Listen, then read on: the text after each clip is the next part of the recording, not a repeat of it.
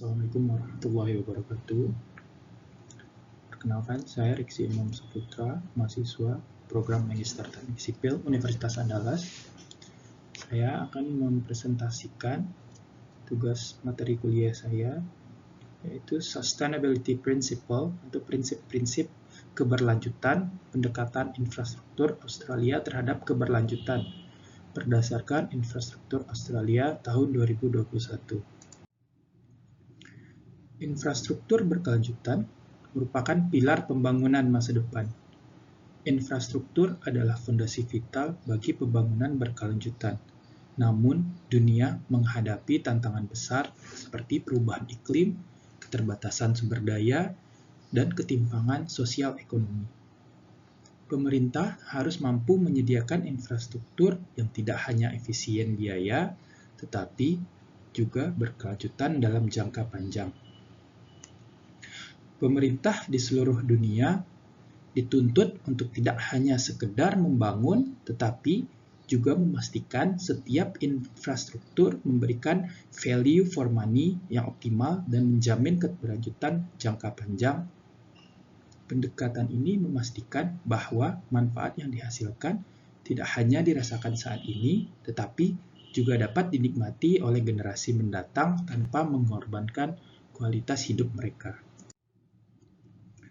Pendekatan komprehensif infrastruktur Australia. Dokumen ini dirancang untuk menjelaskan pendekatan komprehensif infrastruktur Australia terhadap pembangunan infrastruktur berkelanjutan. Ini bukan sekedar seperangkat rekomendasi, melainkan sebuah panduan strategis yang bertujuan untuk mengintegrasikan prinsip-prinsip berkelanjutan ke dalam setiap tahapan siklus hidup infrastruktur.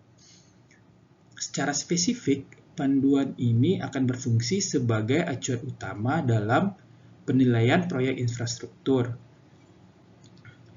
di mana penilaian proyek infrastruktur ini bertujuan untuk menyediakan kerangka kerja yang jelas untuk mengevaluasi dampak sosial, ekonomi, lingkungan, dan tata kelola dari setiap proyek infrastruktur yang diusulkan.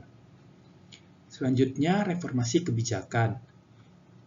Untuk menginformasikan pengembangan kebijakan baru dan penyesuaian kebijakan yang ada agar lebih selaras dengan tujuan pembangunan berkelanjutan. Dan yang terakhir, untuk pengambilan keputusan investasi. Untuk membantu para pemangku kepentingan termasuk pemerintah dan investor dalam membuat keputusan investasi yang lebih cerdas dan berwawasan. Memahami definisi berkelanjutan. Menurut Brundtland Commission tahun 1987, definisi dari keberlanjutan yaitu memenuhi kebutuhan saat ini tanpa mengorbankan kemampuan generasi mendatang untuk memenuhi kebutuhan mereka sendiri. Definisi berkelanjutan yang dikemukakan oleh Brundtland Commission ini tetap relevan hingga saat ini. Ini adalah landasan filosofis yang menggarisbawahi pentingnya keseimbangan antara pertumbuhan ekonomi, keadilan sosial, dan perlindungan lingkungan dalam konteks infrastruktur berkelanjutan.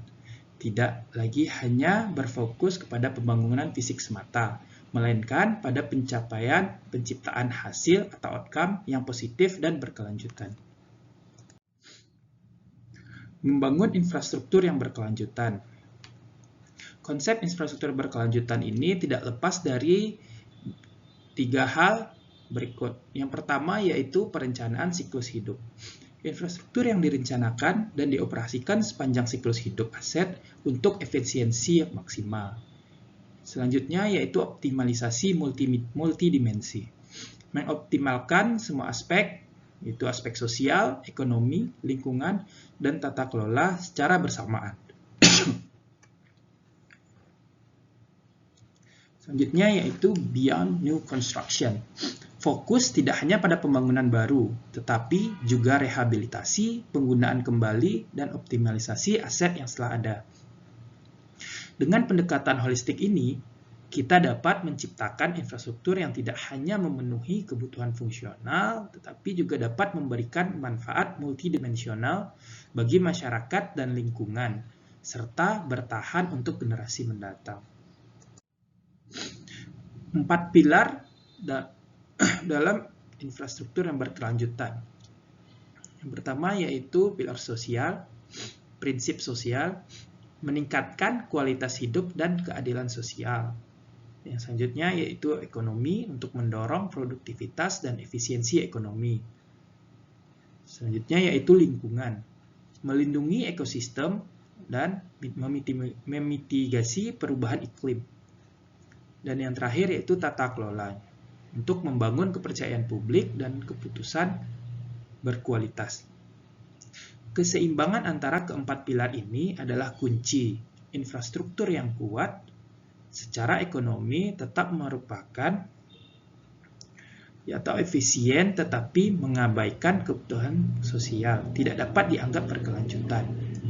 Integrasi pilar-pilar ini membentuk fondasi infrastruktur yang benar-benar berwawasan masa depan. Prinsip sosial tadi yaitu untuk kualitas hidup dan keadilan. Tujuan utamanya ialah meningkatkan kualitas hidup dan memastikan keadilan sosial bagi semua lapisan masyarakat. Faktor-faktor utama yang menunjukkan prinsip sosial ini, yang pertama yaitu kesejahteraan dan kualitas hidup yang lebih baik untuk masyarakat. Infrastruktur harus berkontribusi pada peningkatan kesehatan, keamanan, kenyamanan, dan akses terhadap layanan seperti pendidikan dan kesehatan. Selanjutnya, keadilan dalam akses dan kualitas layanan infrastruktur. Keadilan atau equity memastikan bahwa manfaat dari infrastruktur didistribusikan secara adil dan merata tanpa memandang latar belakang sosial, ekonomi, atau geografis. Selanjutnya, inklusivitas.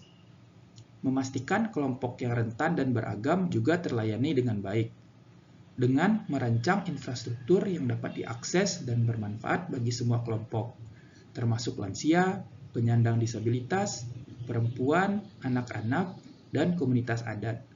Ini berarti mempertimbangkan desain universal, partisipasi masyarakat dalam proses perencanaan, dan memastikan tidak ada kelompok yang tertinggal atau dirugikan oleh pembangunan.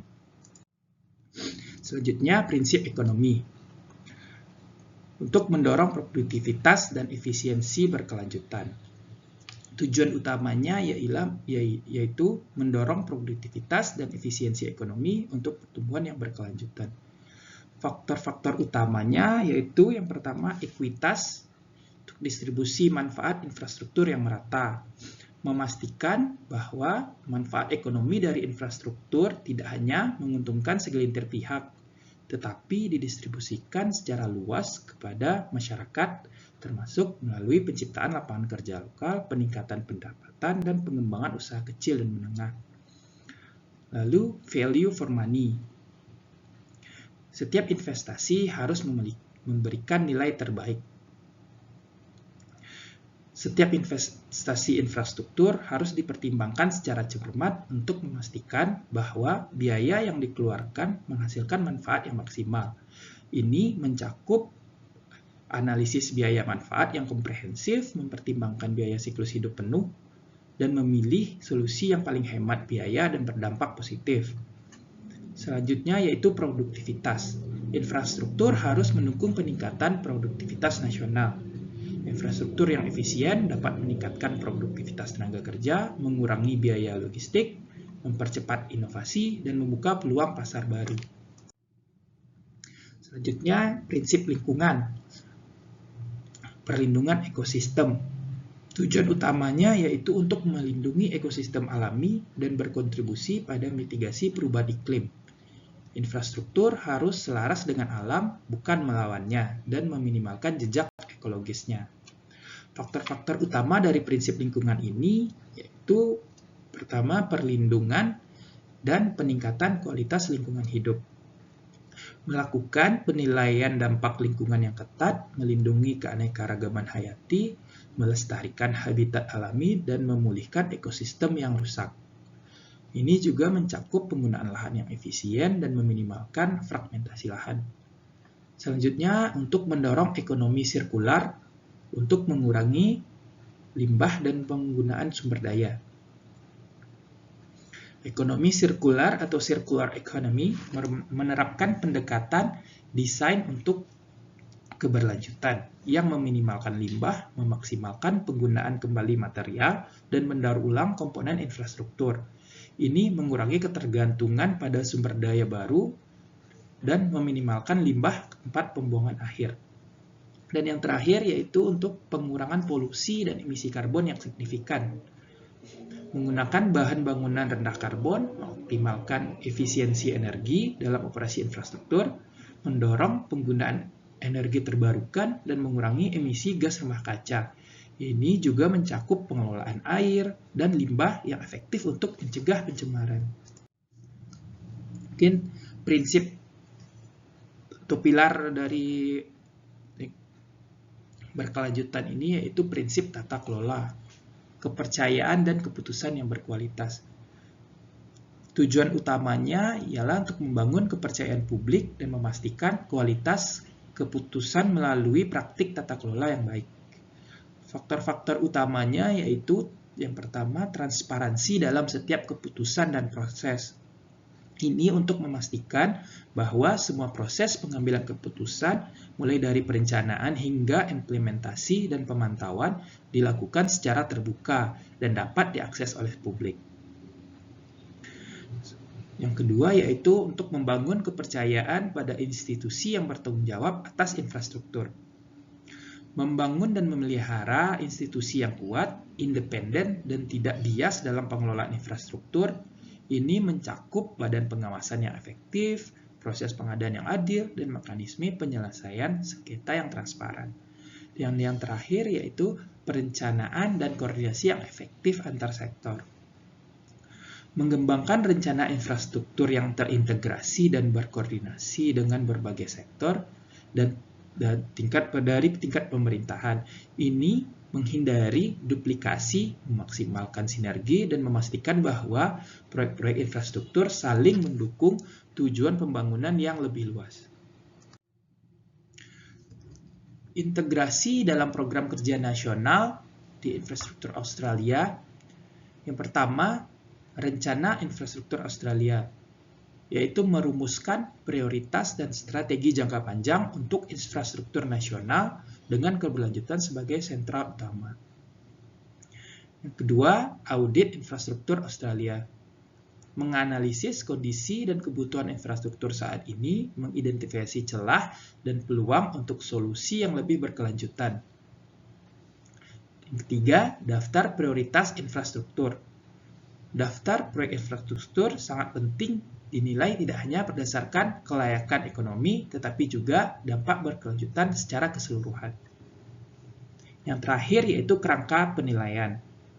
Kerangka kerja komprehensif untuk mengevaluasi usulan pembangunan infrastruktur secara eksplisit harus memasukkan kriteria sosial, ekonomi, lingkungan. Pendekatan ini harus selaras dengan tujuan global seperti SDG UN dan Social Economic Forum untuk memastikan Australia menuju masa depan yang lebih baik dan layak. Kesimpulan dari presentasi ini yang pertama yaitu infrastruktur transportasi memiliki peran strategis dalam mendukung pembangunan yang berkelanjutan. Prinsip berkelanjutan harus mengintegrasikan 4 pilar: sosial, ekonomi, lingkungan, dan tata kelola. Pendekatan berbasis siklus hidup aset memungkinkan efisiensi biaya dan manfaat jangka panjang. Mungkin yang terakhir yaitu penerapan prinsip berkelanjutan ini dapat meningkatkan yang pertama aksesibilitas dan keselamatan transportasi, produktivitas dan konektivitas wilayah, serta pengurangan dampak lingkungan. Baik, terima kasih. Mungkin itu saja. Wabillahi taufiq wal hidayah. Wassalamualaikum warahmatullahi wabarakatuh.